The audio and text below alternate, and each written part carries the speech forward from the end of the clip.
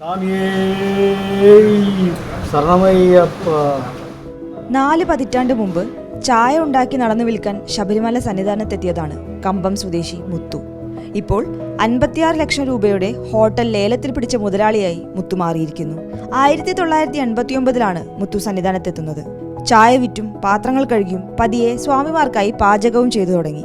പാചകത്തിലെ കൈപുണ്യമാണ് hotel ലേലത്തിൽ പിടിക്കാൻ പ്രേരണയായത്. സന്നിധാനത്ത് 365 ദിവസം പ്രവർത്തിക്കുന്ന വാഴയിലയിൽ ഭക്ഷണം നൽകുന്ന ഏക ഹോട്ടലാണ് മുത്തുവിൻ്റെ ശ്രീ ഹരിഭവൻ.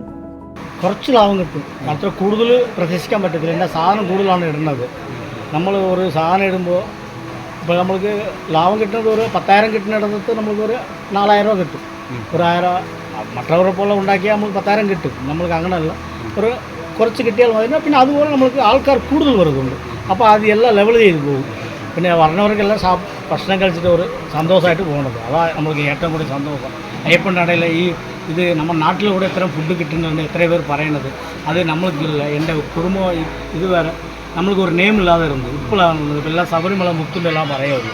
നമ്മൾ വീട്ടിൽ പോയാൽ നമ്മളെ ഫുഡ് വേണ്ടി അവർ പറയണത് ശബരിമല ഇവിടെ എൻ്റെ വീട്ടിലൂടെ അത്രയും ഉണ്ടാക്കിയിട്ടില്ല, അത്രയും നല്ലതായിട്ടുണ്ടെന്ന് പറയും. അത് വളരെ സന്തോഷമായിട്ട്.